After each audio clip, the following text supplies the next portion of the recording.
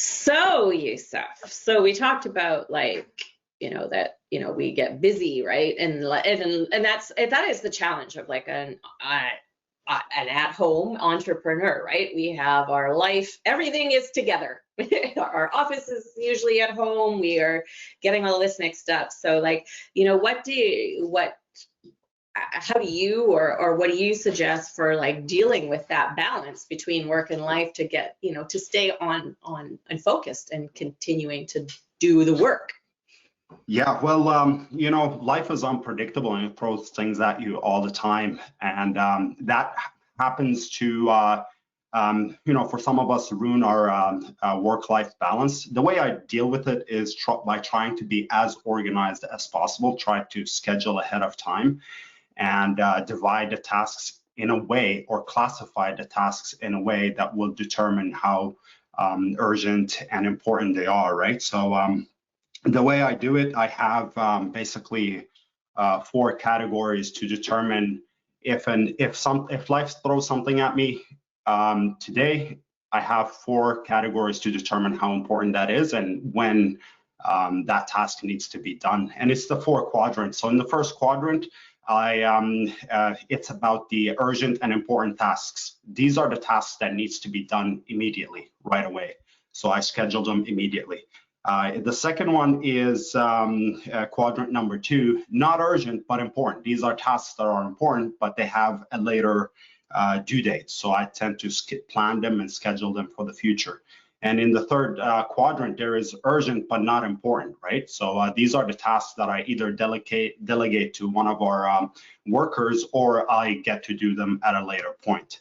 And in the third quadrant, or fourth quadrant rather, there is the non-urgent and non-important tasks. And these are the tasks that I completely eliminate. So if it's not important, I eliminate it. So if life throws something at me, I run it through this quadrant and I see where it places so that I know what I need to do and how urgent it is, right? So, by doing so, I am more organized and I have a plan on what to do, and that allows me to have a decent work-life balance, right? So how do you do it, Alice?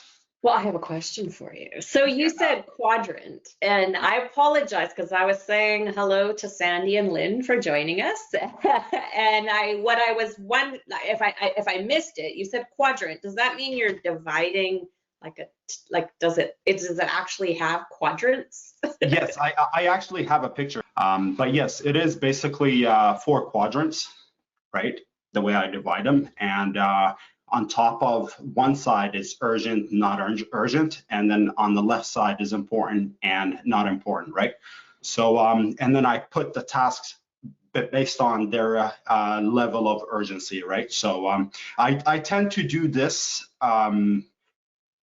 every Sunday before I do my schedule for the week, right? Or every month. And by putting all this information into each quadrant, I have a clearer idea of how my schedule will look like, and then I start scheduling different blocks from the quadrant. So the most important, obviously, it's the urgent and the important. So I take all the stuff that I put in that quadrant, and then I fill up my schedule first with that. And then after that, I do the second one, not urgent, but important. And then I start scheduling them in, right? And go on until I finish all the 4 quadrants. But sometimes things do come up, right? So you could have your schedule set up, and then on Wednesday, something important comes up and it's an emergency. Now it's an urgent and an important task, and it needs to be done right away. So you just schedule it and then take off something from the working block, right? If it's less important, then you just push it to the next day. So that is basically how I try to kind of create a good balance by being organized, basically. Yeah, that's really interesting because I think we all have these little different ways that work for us, and I think it's great for people to hear how other people do it. It may not work for them exactly, but it kind of helps you figure it out. It's like for me, I have my paper planner. Yeah. I always do paper. I think you do it all digitally. I do almost everything on paper because I'm old school, I guess. But what I do is that I sort of have that critical thing, the things that have to be done every day. That's really all I put in my actual main planner, is the things I have to do every day. I treat my business as my job, and there are certain tasks that need to be done every day. And because life can get in the way, the other thing I focus on is making sure that I am at the very least one day ahead. So if it's work that needs to be done for Thursday, and like it's publishing Thursday or whatever, an email going out, whatever, group post, I make sure it's done at least by Wednesday. And I try to batch and work ahead as much as possible. That's not always possible. But whenever if I were to treat it like, I gotta get up, it's Thursday now and I had to do Thursday's work today, I would be stressed out because I'd have like the chores to do, the pets to feed, the yoga to do, all this stuff. And when I know that at least, everything's ready for today, I can breathe and I can continue to go. And it just keeps everything kind of in a balance, and then also makes way for things if they come up. And, I also think in this case, also building a team is critical. You mentioned outsourcing and stuff too, because being able to delegate stuff. And sometimes I feel like, whenever I start to feel overwhelmed or think I have too much to do, I look at that list and say, like, what can I take off my plate? You might put it into different quadrants and stuff. Yeah. And I think about what can I put on my other plate, and then, or I might, also just, I don't think of it in that way, but it might just get bumped and keep getting bumped. Because the other weird thing I do, after doing main planning the day, I actually do write each day in way more detail and probably put way more stuff on it than I probably can do in one day. But it's sort of a guideline. It's not in stone. It's just a notebook that I write in, and things get moved all the time or changed. And I don't feel worried about that.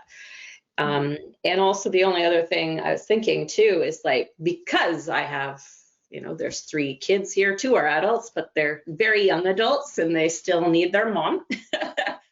And 3 pets. And so I do make sure that everything, like the main planner that I have, includes the personal stuff. It includes all the appointments, whether it's personal or business. It has that. I can see everything at a glance. And I love it, like on these planners, like it's 3. There's like, this is new to me, and it's usually this way on my planner. This one goes this way each day, but I divide this. So this is like the scheduled things. This is like basic things that I need to know about that are happening that day. And then this is actual work on the bottom. As you see, I was lazy on January 1 and 2. There's nothing there. I hope that is not classified information that you shared with us there on the planner. But yeah, so yeah, finding that rhythm. And I find also sometimes I stop doing it and I realize I haven't planned, and I'm like, why am I so like all over the place? And it's because I didn't do this. So you have to get back to doing this.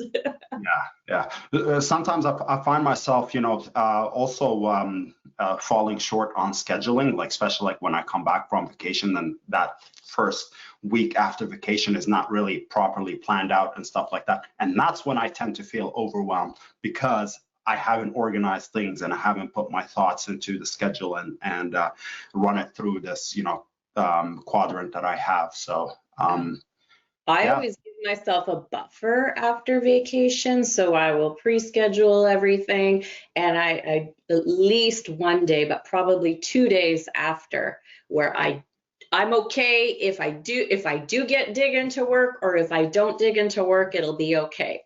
So then I feel less pressure, and I'm more likely actually to start doing things and getting back into it.